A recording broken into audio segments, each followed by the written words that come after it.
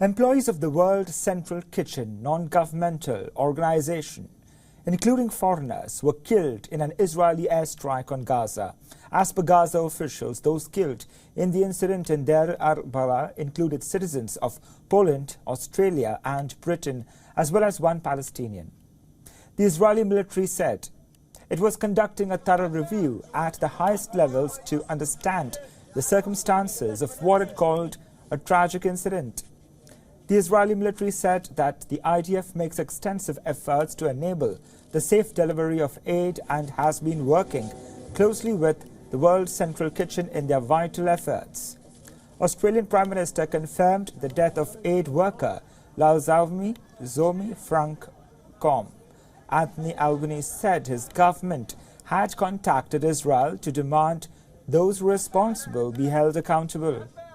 The World Central Kitchen organization stated it is immediately suspending its work in the Gaza Strip.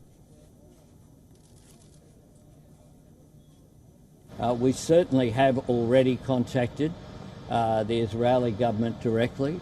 We are contacting the Israeli ambassador to ask for accountability here.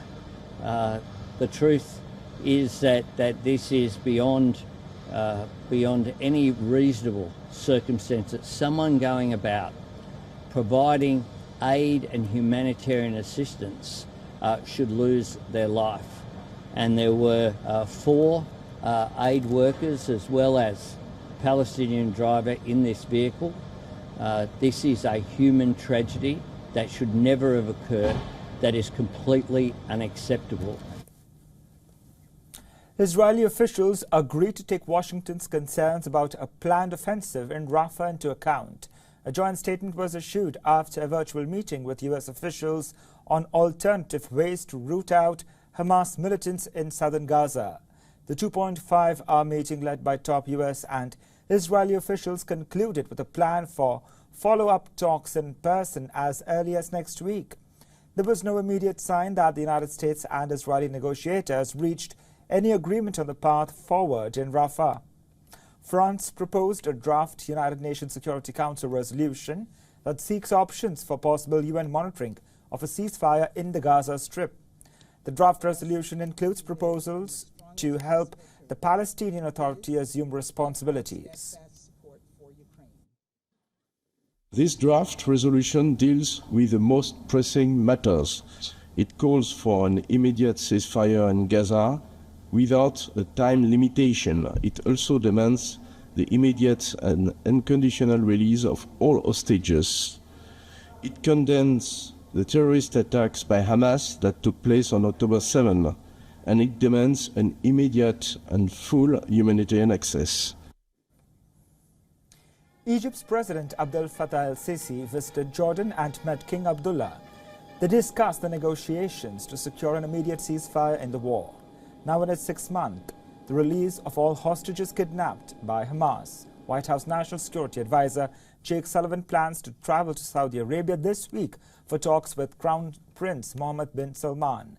The United States is pushing for progress towards normalizing relations between Israel and Saudi Arabia.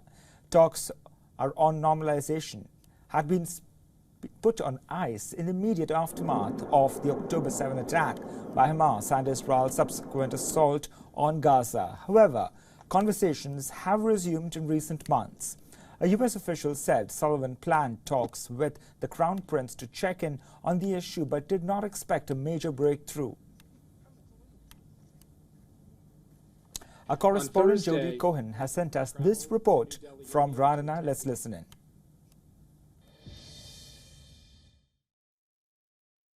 Yes, so Hamas has said that the Israel Defense Forces have struck in central Gaza and killed several foreign aid workers. Now, the workers were with the World Central Kitchen, and the aid organisation has called it a tragedy and said that aid workers should never be a target. Now, the World Central Kitchen have paused their Gaza operations and said they will make a decision about the future of their work in the region soon. Now, the IDF have said that they're investigating at the highest levels this tragic incident and said that Israel is making great efforts to enable the safe delivery of humanitarian aid and has worked closely with the World Central Kitchen in its efforts to provide food and aid to the residents of Gaza. But the IDF did not say if it was responsible for the strike, and we know that the World Central Kitchen had been coordinating their movements with the IDF, and the US has also called for a swift probe to determine how the aid workers were killed. For all the latest news, download the WION app and subscribe to our YouTube channel.